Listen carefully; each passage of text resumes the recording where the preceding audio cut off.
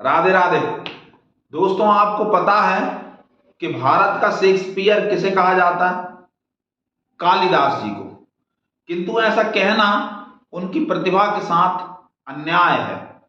Actual में Shakespeare को Europe का कालिदास कहना चाहिए। महान कवि, महान नाटककार कालिदास जी का जन्म ईसवी पूर्व पहली शताब्दी में गुप्त राजवंश में हुआ था। गुप्त, जिसे भारत के इतिहास का स्वर्ण युग कहा जाता है, जिसमें स्कंदगुप्त, कुमारगुप्त, समुद्रगुप्त जैसे राजा हुए। उस समय में महान कवि कालिदास जी का जन्म हुआ, किंतु वो जन्म के साथ इतने प्रतिभाशाली नहीं थे। इवन प्रतिभाशाली तो क्या नहीं थे, बहुत ज्यादा मूर्ख थे, महामूढ़ थे। उस समय राजाओं का शासन था और उस समय मुगलों का आक्रमण हुआ नहीं था। प्रत्येक कन्या को अपना जीवन साथी चुनने का अधिकार प्राप्त था। भारत में प्रत्येक कन्या को अपना जीवन साथी चुनने का अधिकार था। राजाओं की लड़कियां अपना जीवन साथी अपनी पसंद से चुनती थी। जो लड़की जैसा जीवन साथी चाहती थी उसे वैसा चुनने का अधिकार था। उसमें स्वयंवर प्रथा रखी जाती थी, कभी राजाओं के द्वारा रखी जाती थी, कभी स्वयं राजकुमारियों के द्वारा रखी जाती थी।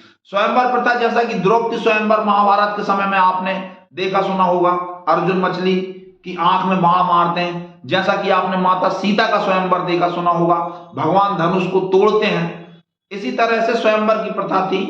तो एक राजा की कन्या जिसका नाम था विद्योत्मा, उसने ये शर्त रखी कि जो भी पुरुष मुझे शास्त्रार्थ में हराएगा मैं उसी से विवाह करूंगी। जैसा उसका नाम था विद्योत्मा, ऐसा ही उसमें बुद्धि का प्रकाश था, विद्या का प्रकाश था उसके चित्त में। विद्योत्मा से शास्त्रार्थ करने के लिए एक से बढ़कर एक कवि, एक से बढ़कर एक ज्ञानी पंडित पहुंचे, किंतु कोई भी उसे शास्त्रार्थ में हरा नहीं पाया, इवन स्वयं हार गए। शर्त में दूसरा नियम यह था कि जो भी पंडित, जो भी ज्ञानी उससे शास्त्रार्थ में हार जाएगा, उसे वो जो काम बताएगी वो करना पड़ेगा। और विद्योत्तमा काम बड़ा हल्का बताती थी, बड़ा छोटा बताती थी, ऐसा काम बताती थी जो कि किसी भी पंडित को, किसी भी ज्ञानी को करना शोभा न दे। ऐसे उसने कई बहुत बड़े बड़े विद्वानों का अपमान किया। इस अपमान से क्षुब्ध होकर वो विद्वान एक संत की शरण में गए और उन्होंने संत से कहा कि आप कृपा करके इस राजकुमारी का अभिमान चूर्ण कीजिए, चल के आप शास्त्रार्थ कीजिए। इस पर संत ने कहा कि नहीं, राजकुमारी का अभिमान हम अवश्य चूर्ण करेंगे, किंतु उसके लिए हमें स्वयं जाने की आवश्यकता नहीं है, हम स्वयं अब विवाह नहीं कर सकते। तुम ऐसा करो कि एक श्रेष्ठ मूर्ख, महामूढ़, उसे विद्या का अहंकार है ना, तो विद्या का अहंकार उसका हम भंग करेंगे। तुम एक श्रेष्ठ मूर्ख ढूंढो। पंडित लग गए ढूंढने के लिए। उसी समय उनकी दृष्टि कालिदास पे पड़ी। कालिदास वृक्ष की जिस डाल पे खड़े थे उसी डाल को काट रहे थे। उनको इतनी बात ही समझ में नहीं आ रही थी कि इसी पे तो हम खड़े हैं, यदि कट जाएगी तो हम गिर जाएंगे, हाथ पैर टूट जाएंगे। पंडितों ने कहा कि ये बढ़िया रहेगा संत जी के पास ले जाने के लिए। उन्होंने कहा कि आप नीचे आ जाएं, आपको हम ले चलते हैं, आप अपने महाराज जी से मिलवाते हैं। कालिदास पहुंच गए। उनको पढ़ने लिखने का बड़ा चाव था।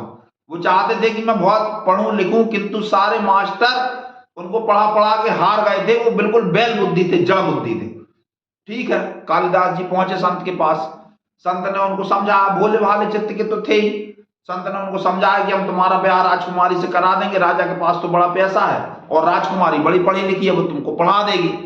कालिदास जी खुश हो गए। उन्होंने कहा बिल्कुल ठीक है, करना क्या पड़ेगा? बोले कुछ नहीं करना, तुम केवल मौन रहना, तुम केवल मौन रहना, शेष काम मैं करूंगा, शेष काम हम लोग कर लेंगे, तुम्हारी शादी राजा की लड़की से करवा देंगे। बिल्कुल ठीक। कालिदास ने कहा बिल्कुल ठीक है। वो बड़ा प्यारा समय था, सभी लोग भोले भाले रहते थे, उनके चित्त में आज के जैसी छल कपट प्रपंच नहीं रहता था, बड़ा सीधापन वाला समय था। पहुंच गए संत उनको लेके लड़की के पास में, राजकुमारी के पास में, और उन्होंने कहा कि आज आपसे मेरा शिष्य शास्त्रार्थ करेगा, किंतु ये मौन है, इसलिए शास्त्रार्थ होगा इशारों में। इशारों में शास्त्रार्थ होगा और आप इशारा करके इससे प्रश्न पूछ लो, ये इशारा करके आपको उत्तर दे देगा। उसके बाद में यदि ये आपको शास्त्रार्थ में पराजित कर देगा तो आप इससे विवाह कर लेना, और पराजित न कर पाए तो आप विवाह नहीं करना। ठीक है, राजकुमारी तैयार हो गई। यदि ना कहती तो भी उनका सम्मान भंग होता, तो उन्होंने कहा ठीक है, मैं इशारों में बात, इससे प्रश्न पूछ लूंगी और ये इशारों में उत्तर दे देंगे, व्याख्या आप कर देना। ठीक है, राजकुमारी ने इशारा किया ऐसा, एक उंगली उठाई। राजकुमारी ने एक उंगली उठाई, कालिदास ने दो उंगली उठा दी। व्याख्या की बात आई, व्याख्या क्या हो? तो संत जी ने व्याख्या करी कि आपने प्रश्न किया कि ब्रह्म एक है, और मेरे शिष्य ने उत्तर दिया कि ब्रह्म एक अवश्य है, किंतु जिसने उसका अनुभव किया है उसके लिए, नहीं तो ब्रह्म और जीव दो हैं, ब्रह्म और जीव दो हैं। राजकुमारी ने कहा बिल्कुल ठीक। उसके बाद राजकुमारी ने पंजा बनाया, कालिदास ने मुक्का बना लिया।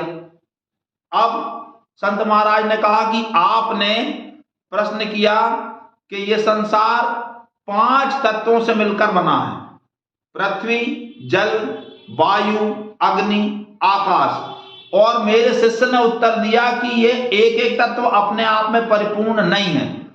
किसी भी कार्य की पूर्णता के लिए इन 5 तत्वों का इकट्ठा होना आवश्यक है।